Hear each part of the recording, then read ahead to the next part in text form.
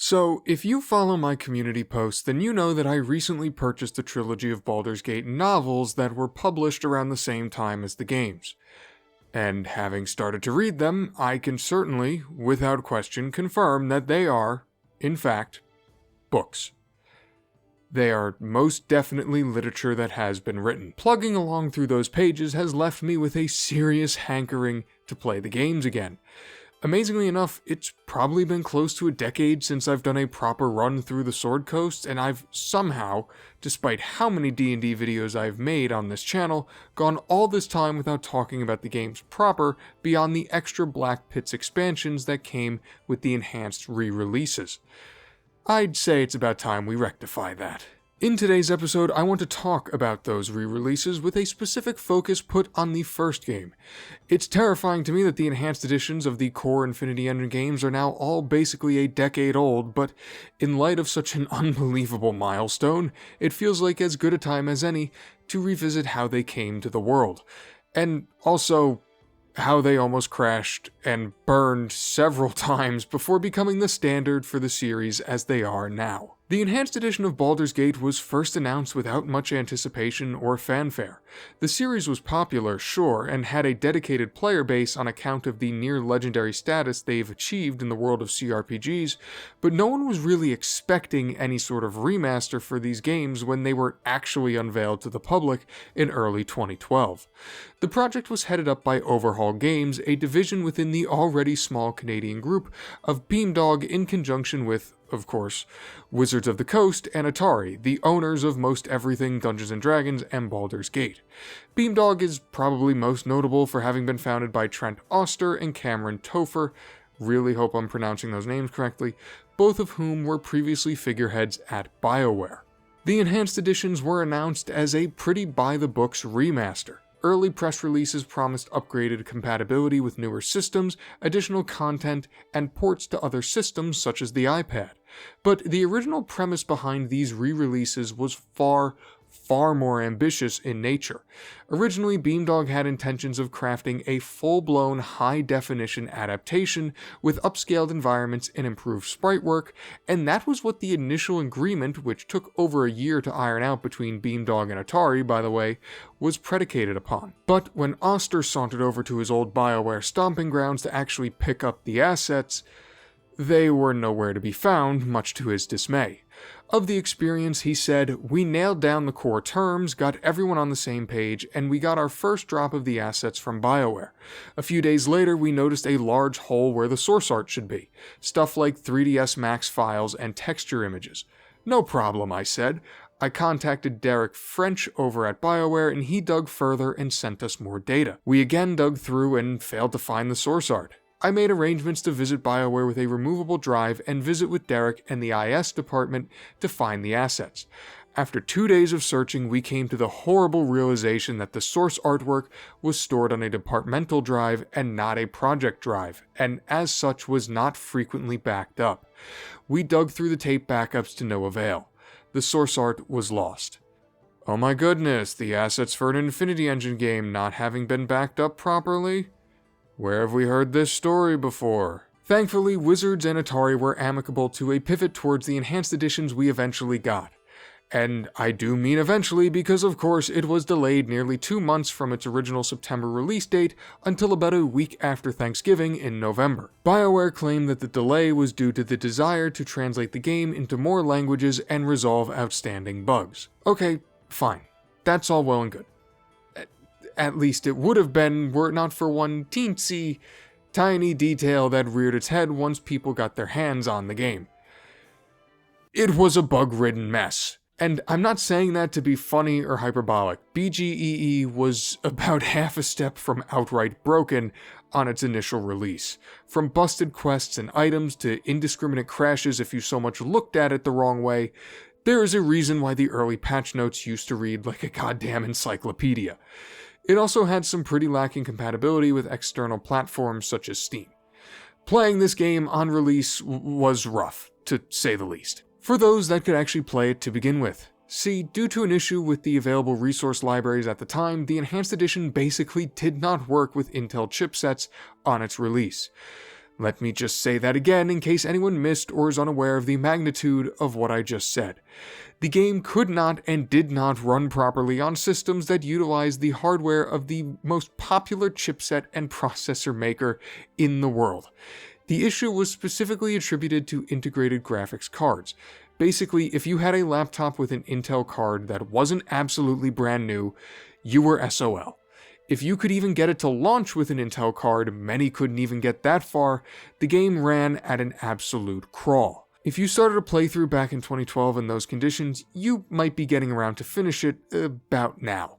The forums became a wasteland of people trying everything they could to fix the problem, to effectively zero avail. Then, as if it wasn't bad enough that an entire subset of the gaming world couldn't play BGEE even if they wanted to, Atari decided after a few months that no one should be allowed to play it.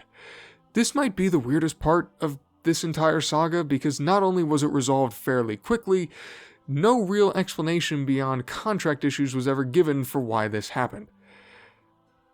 I mean, let's be honest, a D&D company causing issues, this is nothing new. Had you soldiered on, or simply been fortunate enough with regard to your hardware that you didn't throw its initial asking price of $20 down the drain, you were left with a product that was, pretty inarguably, vastly inferior to the original in just about every way. Not only because of the bugs and other issues I mentioned, but also because the huge collection of mods that had been built up over decades since the original's release were unrepresented.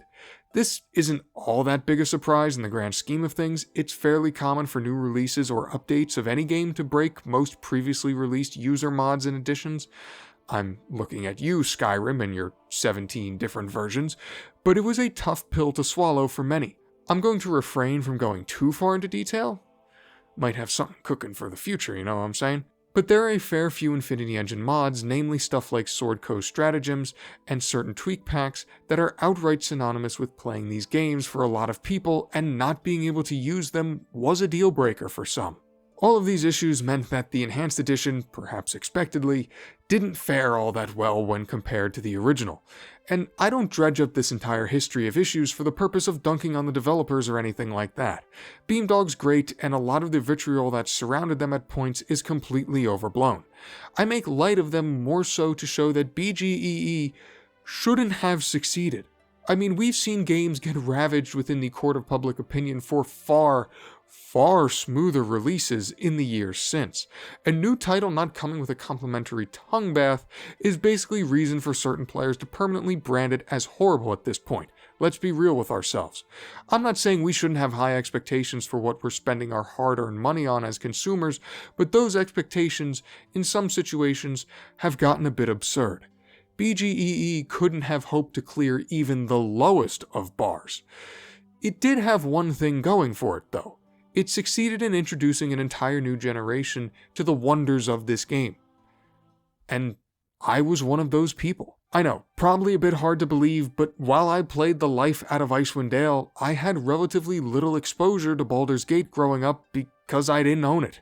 As a preteen slowly becoming more interested in all things RPG and D&D related, I couldn't have been more excited for the Enhanced Editions after they were announced. I feel like I probably checked the website damn near every day and was gutted when my laptop couldn't run it properly because of the Intel issues. But even through osmosis, from reading what others loved about the original, I could tell it was a special game. And that's why ultimately, I think it pulled through. Beamdog, for their part, got to work hammering out a lot of the problems. It took some time, but eventually even the issues with the Intel graphics cards were fixed.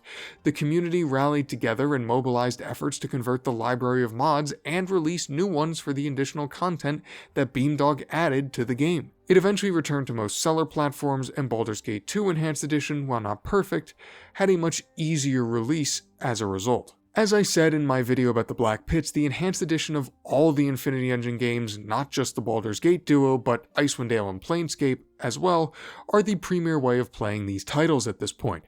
They've got better innate compatibilities in terms of interfaces and resolutions, quality of life features in the form of new scripts and the wonderful quick loot bar, and new voice sets and portraits with which you can better define your hero with. Coupled with their availability, not just on PC, but different consoles as well, and there is no reasonable argument to be made for tracking down the originals at this point, not beyond some misguided disdain for some of the changes and new content that Beamdog added to them. Yeah, that's one area I didn't really touch on, but the new content, namely the companions, has long been a point of contention when it comes to these games. And with all due respect to those that wish to knock or disregard the enhanced editions because they don't like some or all of the added material, please get over yourself. And I'm not talking in terms of Siege of Dragonspear. That's an entirely different and much longer, though very warranted, discussion.